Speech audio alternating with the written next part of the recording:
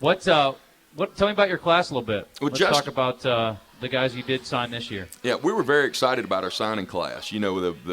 A big part of it we got done before the break. We were able to get in 9 guys at the semester, and 8 junior college guys and 1 high school guy, which I guess one transfer from Arkansas State. So, every one of those guys are here in school right now, going through the workouts, assimilating into the team, learning, their teammates, their coaches, and really getting a great off season. So, we're expecting all of those guys to be able to come in and make an immediate impact for us. So, very pleased with the fact that we were able to get some guys in at the break, some impact players, and then.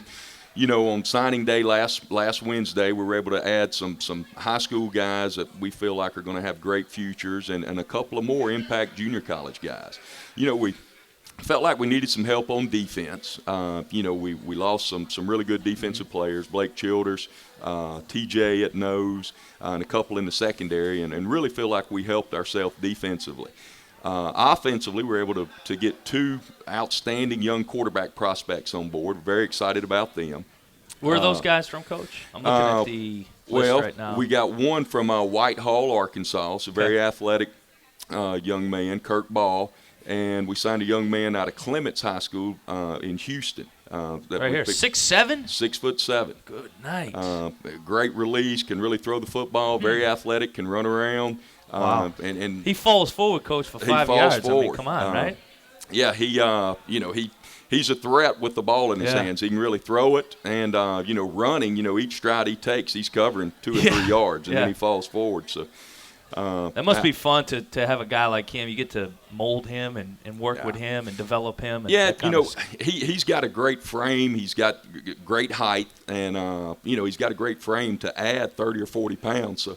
He could wind up being a 6'7", 250-pound linebacker by the time he leaves. So, Can you be too tall as a quarterback? I mean, this is unbelievable now, right? I mean, most of these guys, not to say that a shorter guy can't do it, but it just seems like these guys getting taller and taller and bigger and bigger. They are. And, it's tough to find an athlete that tall. But he's got great athleticism. You can find tall quarterbacks, but a lot of times they're not athletic enough to maybe run what you want to run offensively. But Colt is an outstanding athlete, was an excellent basketball player, great feet, great pocket awareness. Is just a really good athlete at 6'7". So, the sky's the limit for him. And you got to appreciate a guy that's been great on the name center. for a quarterback, too. Yeah. Colton? Yeah. Colton Harfield. Now, that is a name I expect from Sugar Land, Texas. That's right. There's no place that the kid can be from other than Sugar Land. What about some of the other guys, Coach, you going through some of maybe the impact players that you talked about, first-year guys? Yeah, Juan Jackson. You were right there on Juan Jackson. His highlight tape is, titled Action Jackson. That's what first caught my attention. You click on it and you watch it. He's got a lot of ability. Was a first-team All-State player as a running back in the state of Alabama. We signed him as a defensive back. We really weren't looking for a running back in this signing class, but you put on his tape and you watch him run and hit and tackle defensively. Then you watch him return punts and kicks. He had 8 punt returns and kick returns for touchdowns. So a very explosive player that will have a chance to come in and not only make an impact defensively, but also on special teams. James Pope is a young man from northeast Oklahoma that is an outstanding pass rusher. We've got Woodard on one side that's an outstanding player, the defensive player of the year in the conference returning. We ought to be able to put Pope on the other side on third down situations and be able to generate some pressure on the quarterback, which in turn will help our secondary. They won't have to cover as long. And so very excited about him. Chris Terrell is a young man from Pensacola, Florida that, it went down to the wire. It was us and Southern Miss. Southern Miss was on him hard. They recruited him all the way. We did not know. His fax didn't show up until 9:15 that morning.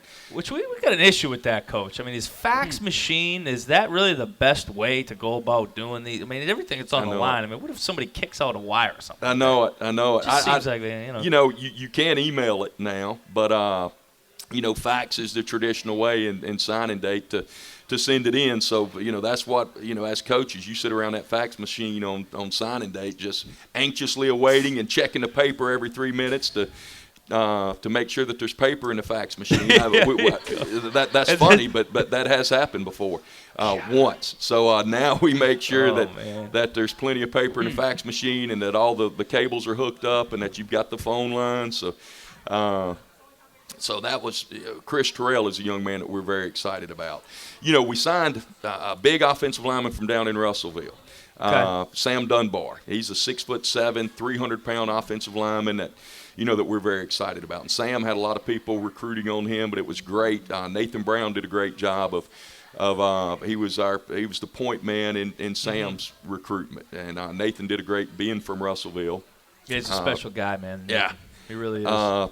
So very excited about the Sam Dunbar's future. We lost Cole Carruthers, who was a first-team All-American, a Willie Rofe Award winner, an outstanding career here. And Sam has got all of the, the tangible things and the intangible ingredients he may be, next in that long line of great offensive linemen that have passed through. Sure. Coach, I was going to ask about you really reach around a lot of different places. Of course, you got a great background in junior college and having relationships with coaches there and knowing some of the guys around there. But 8 different states represented here in this class. You got 6 from Arkansas. Talk to me about reaching out and trying to be kind of everywhere, because you guys have really got a pretty good reach here for an FCS school like UCA. When we put the staff together a year ago, that was one of the things that I wanted to hire guys that were familiar with a lot of different places where great football players come from. First, Nathan he's a big Arkansas guy, and he's familiar with the state of Arkansas, and and he's got great name recognition, being an all-time leading passer in the state of Arkansas. The high school coaches know him, and he did a great job of number one, recruiting the state of Arkansas. We signed 6 guys from Arkansas, which that's a good number, in the state. And then, DJ Looney being from over in Alabama and having some ties in Mississippi. Harlan Bauer. Harlan is an outstanding recruiter. Harlan has, coached in the community college level over at Coffeyville. And then he's been in Alabama at Troy. He coached at Rutgers up in New Jersey. He's been at Georgia Southern as a football coach. So he's had his hands in a lot of different areas. Dan Augustine does a great job down in that Dallas-Fort Worth area. Mike McCarty had recruited Houston before. He pulled, Colt out of Houston for us. So Pete Bennett, I had Pete with me in junior college. So Pete did a great job, on Chris Terrell. We were just talking about out of Pensacola. Pete does a great job in that Mobile, Pensacola, all around the Gulf Coast.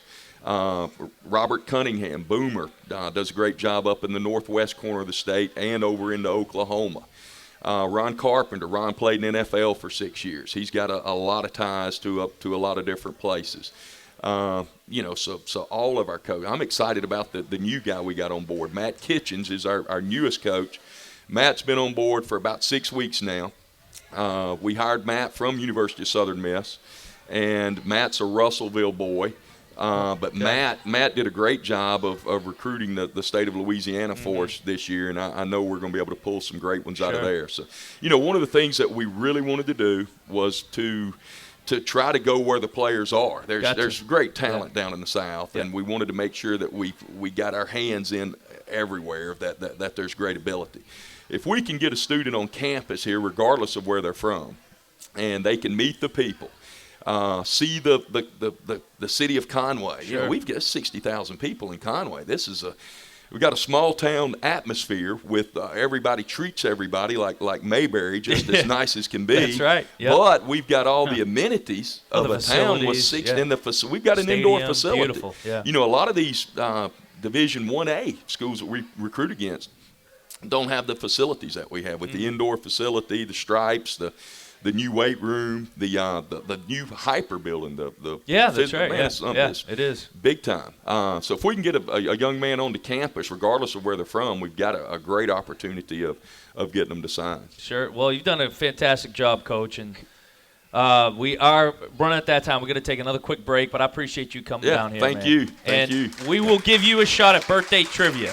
As a matter of fact, you and Coach One of these days. Rushing Yeah. can team up together against me. I'd love to have it. Thank you, Coach. I appreciate you. Thank you, Pat. Thanks, Coach.